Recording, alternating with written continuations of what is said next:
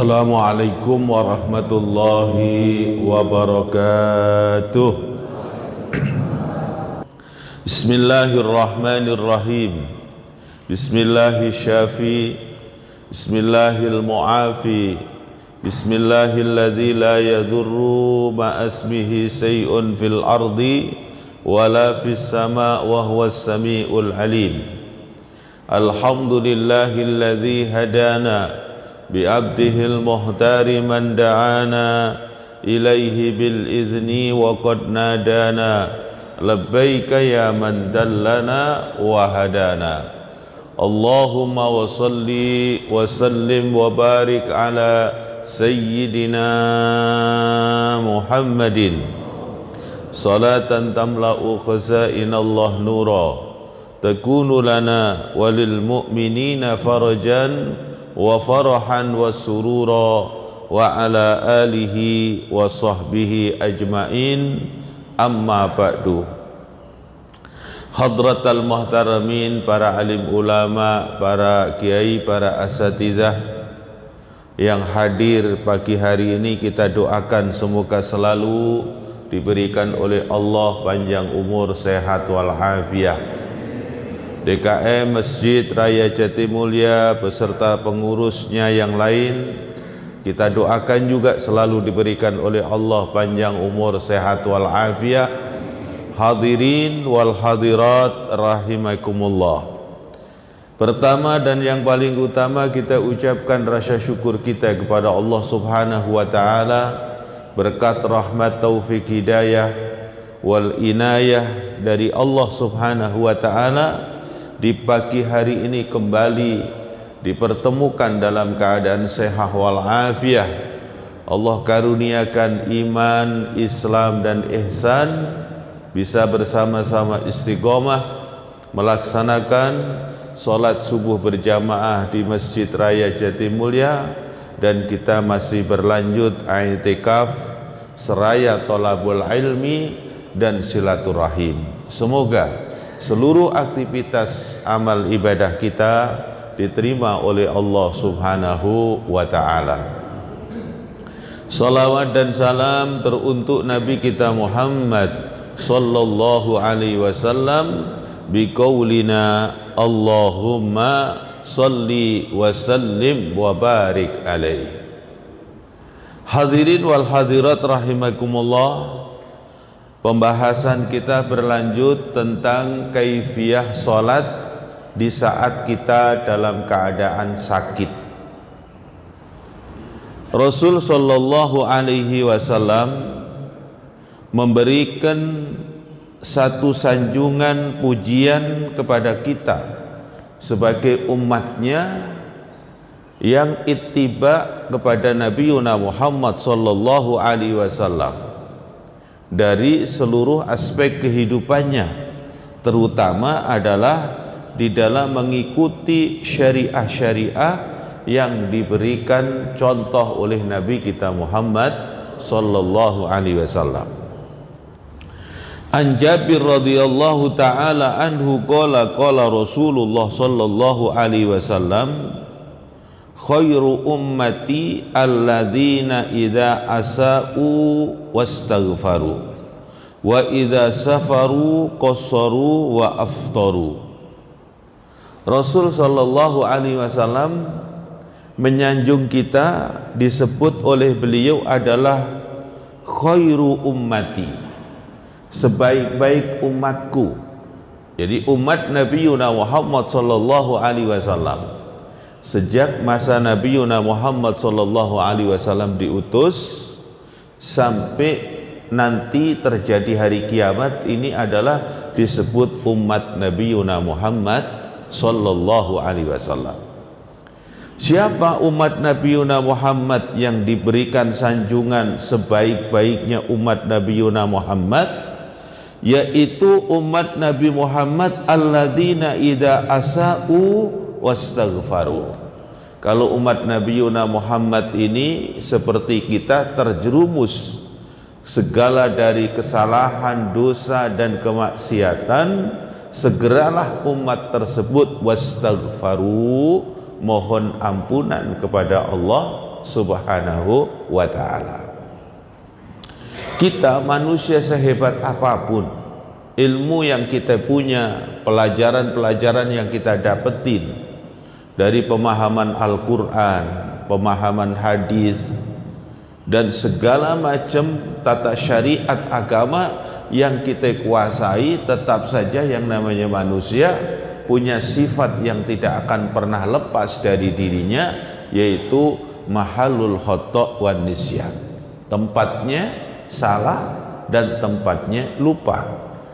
Maka Nabi Muhammad SAW memberikan sanjungan kepada kita, jikalau kita ini terjerumus dalam kesalahan, maka segeralah mohon ampunan kepada Allah Subhanahu wa ta'ala. Fastaghfaru, mohon ampunan pada Allah. Dan ini juga satu kemuliaan teruntuk kita sebagai umat Nabi Muhammad SAW. Kita mendapatkan keistimewaan di saat kita ada salah, diperintahkan untuk istighfar, mohon ampunan kepada Allah. Dan ini langsung dicontohkan oleh baginda Nabi Muhammad SAW.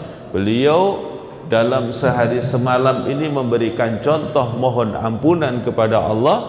Paling tidak ada 2 riwayat. Riwayat yang pertama menyatakan beliau istighfar sampai 100 kali, dan juga ada riwayat lain menyatakan 70 kali beliau beristighfar, mohon ampunan kepada Allah. Padahal beliau, kalau dilihat sanjungan dari Allah yang tertera di dalam Quran, tepatnya surat Al-Fatih, Allah menyatakan inna fatahna laka fatham mubina liyaghfira lakallahu ma taqaddama min dzambika wa ma ta'akhkhar. Ini adalah kemuliaan yang Allah berikan kepada takhusus kepada Nabi Muhammad. Seandainya dulu di masa Nabi Muhammad ada dalam kehidupan dunia ini, beliau itu ada salah, ada perbuatan yang keliru, seandainya ada, maka Allah Subhanahu wa ta'ala telah memaafkannya. Yang dulu masa beliau lakukan, atau pada saat-saat yang akan datang beliau lakukan pun juga Allah telah memberikan suatu kemuliaan, telah dimaafkan. Tapi di sisi lain Allah telah memberikan satu kemuliaan tersendiri, seperti dalam Quran surat An-Najm, Nabi Muhammad melakukan segala sesuatu dasarnya adalah wahyu yang telah diwahyukan oleh Allah kepada Nabi Muhammad. Wa ma yantiqu anil hawa in huwa illa wahyu yuha. Kemudian yang kedua, wa idza safaru qasaru wa aftaru. Dan ketika umat Nabi Muhammad dianggap itu punya prestasi paling baik, di saat dia dalam safar, kemudian dalam safarnya ini telah memenuhi persyaratan-persyaratan untuk menjamak sholat dan mengqashar sholat yang telah kita bahas di dalam pertemuan bulan lalu, yaitu selalu dilaksanakan. Jadi lebih baik mana kita ini di dalam seorang musafir, kalau sudah memenuhi persyaratan-persyaratan untuk diperkenankan untuk menjamak dan diqashar, maka afdal, lebih baik untuk kita mengambil sholat jamaknya dan sholat qasharnya. Maka kata Nabi, siapa dari umatku yang dia dalam perjalanan seorang musafir, segala persyaratan itu telah terpenuhi, kemudian dia adalah mengambil untuk keringanan di qashar ataupun di jamak, sholatnya itu menjadikan asbab Nabi Muhammad memuji umat itu adalah umat terbaik. Jadi kalau diberikan oleh Allah rukhsah ringanan, maka diambil keringanan itu. Jadi umat Nabi Muhammad yang istimewa itu, dia menjalankan semua syariat Nabi Muhammad dengan kondisi istiqomah, kontinu, disiplin. Namun di saat ada keringanan yang diberikan oleh Nabi itu, fayakhud, diambil dengan baik. Itu adalah sikap yang disebut oleh Nabi menjadikan khairu ummati, sebaik-baiknya umatku.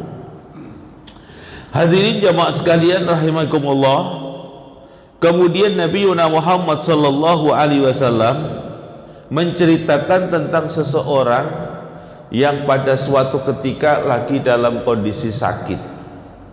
Gimana di dalam melaksanakan sholat yang diajarkan oleh Nabi Muhammad sallallahu alaihi wasallam.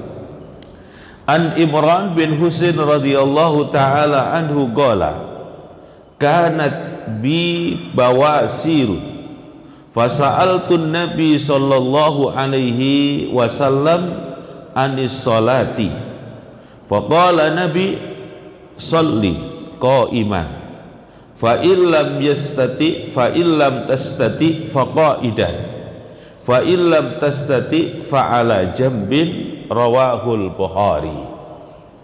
Ada seorang sahabat bernama Imran bin Husain. Imran bin Husain ini seorang sahabat yang lagi mendapatkan ujian sebuah penyakit yang dikenal dengan penyakit wasir gitu. Ketika beliau dalam kondisi sakit itu, beliau bertanya kepada Rasul sallallahu alaihi wasallam. Fasa'altu Nabi sallallahu alaihi wasallam anis salati faqala sholli qa'iman. Laksanakan salatmu itu sesuai dengan ketentuan, syarat dan rukun yang telah kita pelajari dari tahun ke tahun. Kemudian laksanakan kalau punya kemampuan, masih mampu untuk melaksanakan sholat qa'iman, laksanakanlah sholat dengan posisi berdiri sempurna. Fa illam tastati, kalau tidak mampu untuk melaksanakan sholat dengan posisi berdiri, Rasul menyuruh faqaidan, dengan posisi qaid, duduk. Fa illam tastati, kalau tidak bisa untuk melaksanakan sholat dengan posisi duduk, fasolli, maka sholatlah dinyatakan adalah jambin, dengan berbaring. Ini ilmu yang diajarkan oleh Nabi kepada kita semua sebagai umatnya, diberikan satu ilmu untuk melaksanakan ibadah di saat-saat kita dalam kondisi ma'dzur, ada satu darurat disebabkan sakit. Jadi tentang ibadah sholat ini dalam kondisi apapun tetap mendapatkan perintah, jangan sampai sholat itu ditinggalkan. Kemudian cara pelaksanaannya adalah sebagaimana yang telah diberikan contoh-contoh oleh Nabi kita Muhammad sallallahu alaihi wasallam. Jadi menunjukkan bahwa bagaimana Allah subhanahu wa ta'ala memberikan perintah untuk kita mengerjakan sholat, dan kita tidak mendapatkan satu pemaksaan. Ya, jadi tidak dipaksa oleh Allah harus dilakukan seperti itu. Awalnya diwajibkan kita harus melaksanakan dengan posisi berdiri kalau memang mampu. Kalau tidak mampu dengan posisi duduk. Kalau tidak mampu kondisi duduk, bisanya berbaring, kita bisa melaksanakan dengan berbaring. Kemudian dijabarkan lebih rinci di saat kita posisi melaksanakan sholat, kondisi kita berdiri tidak mampu, mampunya duduk, maka duduk itu juga ada beberapa hal yang diceritakan oleh Nabi. Duduk dalam sholat itu cuma ada dua macam dalam istilah ilmu fikihnya, yaitu ada duduk yang dikenal iftiros, kemudian ada duduk yang dikenal dengan tawarruk. Duduk iftiros ini duduk yang bisa kita laksanakan yaitu di dalam tahiyat awal, duduk tahiyat awal, ataupun duduk-duduk dari awal kita melaksanakan sholat, itu biasa dilaksanakan duduk yang disebut adalah iftiros. Posisi kaki kiri kita nanti didudukin oleh kita, itu yang dikenal dengan duduk iftiros. Ketika kita itu mampu duduk iftiros, lakukan sholat dengan duduk iftiros, sehingga nanti pada saat terakhir kalinya kita melaksanakan tasyahud kita berpindah kepada duduk tawarruk. Tapi ternyata ketika kita ini mau melaksanakan duduk tawarruk tidak mampu, ya seterusnya kita menggunakan duduk ikhtiras. Atau kebalikannya, kita mau duduk iftiras ternyata nggak bisa, bisanya adalah duduk tawarruk. Duduk yang kita contohkan dalam tahiyat awal kita nggak bisa, sakit, kemudian bisanya adalah duduk tawarruk, duduk tahiyat akhir. Semua dari awal kita laksanakan dengan posisi duduk tahiyat akhir, itu pun juga tidak ada masalah. Jadi itu yang digambarkan oleh Nabi, bahwa Allah Subhanahu wa ta'ala merintahkan kita ibadah, kaifiyahnya diberikan contoh oleh Nabi. Kalau memang mampu untuk dilaksanakan dengan posisi berdiri, dilaksanakan posisi berdiri. Kemudian di dalam ilmu fikih juga dijabarkan hadirin, ketika orang melaksanakan sholat kemudian dia tidak mampu untuk berdiri, dia laksanakan dengan posisi duduk, maka nilai sholat kita yang dalam kondisi duduk itu nilai pahalanya sama dengan teman-teman saudara atau jamaah yang lain yang melaksanakan dengan posisi berdiri. Itu kalau memang terjadi dalam kondisi darurat karena sakit, ya. Jadi walaupun kita laksanakan dengan posisi duduk, kita laksanakan dengan posisi berbaring, kalau memang kondisi itu darurat karena sakit, maka nilai pahala yang kita dapatkan sama dengan saudara-saudara kita yang melaksanakan dengan posisi berdiri dengan sempurna. Ada lagi dalam satu kisah yang diungkapkan oleh Nabi Muhammad, memberikan satu teguran kepada seseorang yang melaksanakan sholat. Dia dalam kondisi sakit, kemudian dia menggunakan wisadah. Wisadah itu bantal, Pak, diganjel-ganjel bantal gitu, karena mungkin posisi duduk langsung sakit dia, ya. Kemudian diganjel bantal biar untuk menghilangkan rasa sakit. Atau mungkin dalam posisi dia nanti sujudnya, biar dia bisa sampai kepada tempat sujud karena diganjel dengan beberapa bantal. Itu terjadi di zaman Nabi SAW, terjadi. Ini ungkapan kisah hadisnya. An Jabir radhiyallahu taala anhu qala, adan Nabi maridon, Nabi Muhammad itu menjenguk orang yang sakit. Fara'ahu, Nabi Muhammad melihat, yusolli, orang yang sakit itu sedang sholat, ala wisadatin, dia itu di atas bantal. Jadi dia sakit, ketika sholat itu dia menggunakan alas, menggunakan bantal, dengan harapan karena bantal itu empuk mungkin tidak menjadikan masyaqqat, sehingga nanti tidak terasa sakit. Tapi apa yang terjadi? Faroma biha, Nabi Muhammad menyingkirkan bantal itu, ya, tidak diperkenankan menggunakan bantal tersebut. Kemudian ketika beliau telah menyingkirkan bantal yang digunakan sholat oleh orang yang sakit itu, kemudian Nabi bersabda, wa qala sallallahu alaihi wasallam, sholli alal ardi, sholatlah kamu di tempat sholat yang tepat. Artinya kalau kita di masjid, ya di lantai masjid. Kalau posisi kita itu mungkin ada di rumah sakit, ya, kemudian ada tempat duduk kita atau tempat tidurnya kita kondisi seperti itu, ya sudah di tempat itu, disuruh sholat di tempat di mana kita posisi duduk itu. Kemudian ini statokta, jikalau kalian mampu untuk melaksanakan sholat, ya, tidak harus di atas bantal tadi kalau mampu. Wa illa, kalau tidak mampu, kata Nabi, fa'aumi, maka isyarahlah, imaan dengan berisyarah, ya.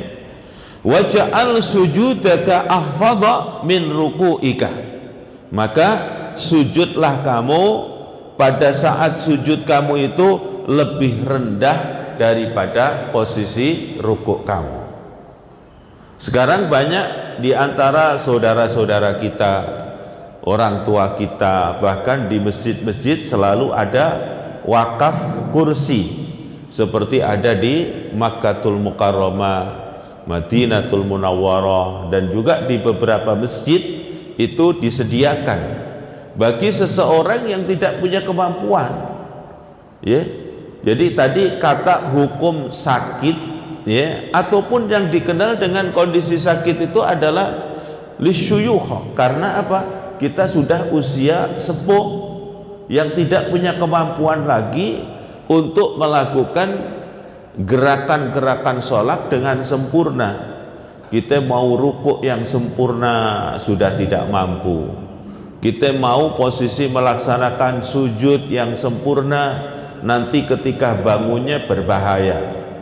Fisik kita tidak punya kemampuan yang semacam itu, maka kita boleh dengan menggunakan posisi duduk, termasuk salah satunya duduk di atas kursi, ya. Tapi banyak juga ulama yang lebih senang duduknya itu tetap di tempat masjid ataupun musola yang dimana beliau melaksanakan sholat. Saya juga baru beberapa hari ini Pak, dari malam Sabtu yang lalu itu, baru 2 hari ini bisa melaksanakan sholat dengan posisi duduk di bawah. Kemarin kita melaksanakan sholat duduk di kursi, karena posisi dalam kondisi habis jatuh, kemudian kaki ini tidak bisa untuk ditekuk dalam posisi kita melaksanakan, ya, duduk iftiros ataupun duduk tawarruk. Itu yang diajarkan Nabi. Ketika demikian itu terjadi karena darurat sakit, maka pada saat kita antara rukuk dengan sujud itu dibedakan sedikit. Jadi nanti Bapak ketika duduk di dalam kursi ini, Bapak ukur kekuatan Bapak untuk rukuk seberapa, bahkan untuk sujud seberapa. Nanti sujud kita ini lebih rendah daripada posisi rukuk. Misalnya seperti ini, kita ambil untuk rukuknya, nanti kita lebih turun lagi pada saat posisi sujudnya. Ini satu kemuliaan yang diberikan oleh Rasulullah Sallallahu Alaihi Wasallam kepada kita sebagai umat Islam. Di saat kita mengerjakan ibadah sholat, ada darurat karena sakit, itu diberikan satu ilmu yang dimana meringankan kepada kita. Dan sudah beberapa waktu telah kita terangkan juga, di saat ada orang yang sakit seperti yang dia terus terkena najis, seperti penyakit beser, ya. Istilahnya kalau seorang wanita dikenal dengan istilah pendarahan, ya.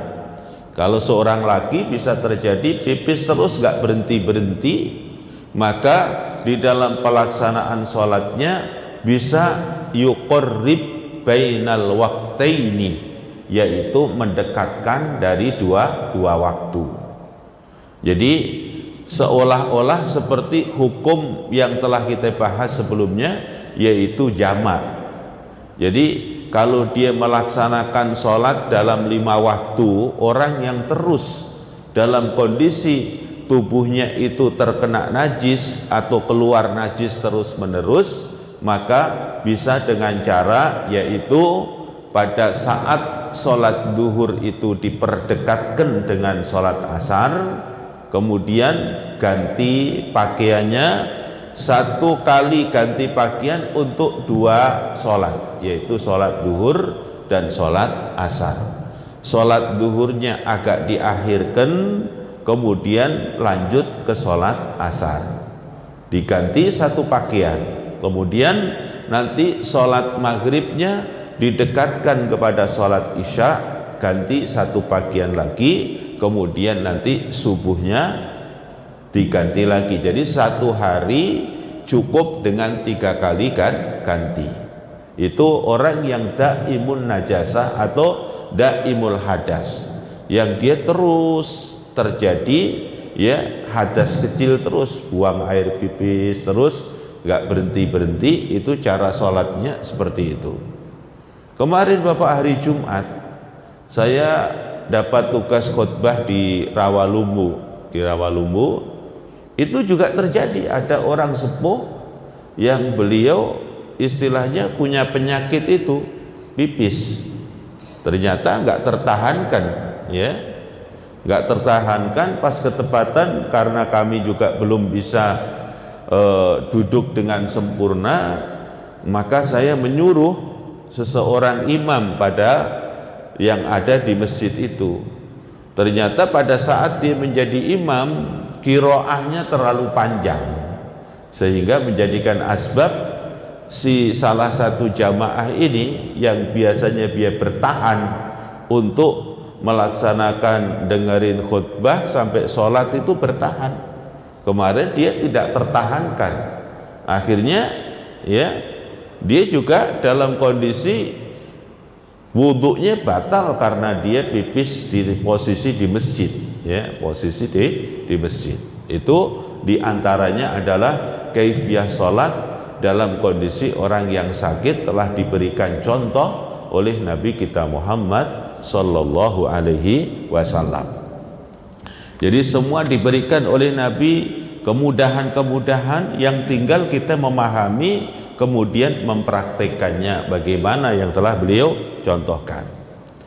Kemudian ada juga satu riwayat yang Rasulullah ceritakan Nabi itu melaksanakannya bukan pelaksanaan duduk dalam kondisi iftiros, ataupun beliau tidak juga dalam kondisi tawarruk, tapi pernah juga beliau pelaksanaan dalam kondisi bersila. Berarti kondisi sakitnya itu tidak memungkinkan untuk beliau melaksanakan duduknya dengan duduk iftiros ataupun dengan duduk tawarruk, tapi beliau bisanya bersila, maka beliau pun melaksanakan sholat dalam kondisi bersila. Wa an Aisyah radhiyallahu taala qalat ra'aitun nabi sallallahu alaihi wasallam yusolli mutarabbi'an. Sayyidah Aisyah menyatakan, aku melihat Nabi Muhammad sallallahu alaihi wasallam melaksanakan sholat mutarabbi'. Mutarabbi' itu duduk bersila.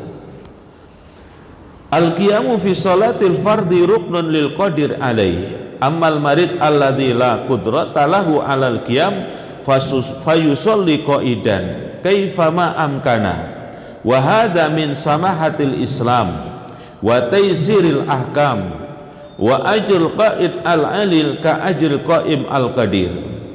Jadi Rasulullah sallallahu alaihi wasallam pernah dalam kondisi sakit, beliau mau melaksanakan sholat dengan posisi berdiri tidak mampu, kemudian beliau melaksanakan sholat dengan duduk. Pada saat beliau melaksanakan sholat duduk ini, mencoba untuk dilaksanakan dengan kondisi beliau akan dilaksanakan dengan duduk iftiras dan tawarruk, ternyata nggak mampu juga. Maka mampunya Nabi Muhammad SAW melaksanakan sholat dengan kondisi murabba, yaitu bersila. Dari hadis-hadis yang kita bahas ini hadirin, bisa menjadikan satu pemahaman yang kita ambil bahwa di saat kita dalam kondisi sakit, seperti apa sakit yang kita hadapin tersebut, tetap diperintahkan untuk mengerjakan sholat. Kemudian cara sholatnya adalah biqadril istita'ati, sesuai dengan kapasitas kemampuan kita. Kita mau duduk iftiras gak bisa, duduk tawarruk gak bisa, kemudian duduk kita bersila gak bisa, kemudian dengan duduk kaki kita memanjang atau selonjor seperti itu pun diberikan rukhsah, keringanan, selama itu terjadi dalam kondisi darurat sakit. Ini kemudahan yang diberikan oleh Rasul sallallahu alaihi wasallam agar umatnya tetap bisa melaksanakan ibadah dengan sempurna sesuai dengan perintahnya Allah dan Rasulnya, maka diberikan ilmu-ilmu yang semacam itu agar kita bisa tetap melaksanakan dengan sebaik-baiknya. Jadi ketika kita dalam kondisi sakit, apapun yang bisa kita lakukan untuk melaksanakan sholat, yang penting kita laksanakan dengan sebaik-baiknya biqadril istita'ah, dan semua nilai pahalanya itu mendapatkan nilai pahala yang sama dengan apa yang dilakukan oleh saudara-saudara kita yang dilakukan dengan sempurna, yakni berdiri dengan sempurna, rukuk dengan sempurna, dan duduk dengan sempurna. Hadirin jamaah sekalian rahimakumullah, demikian yang kami sampaikan tentang kaifiyah salat dalam keadaan sakit yang dicontohkan oleh baginda Nabi Muhammad sallallahu alaihi wasallam.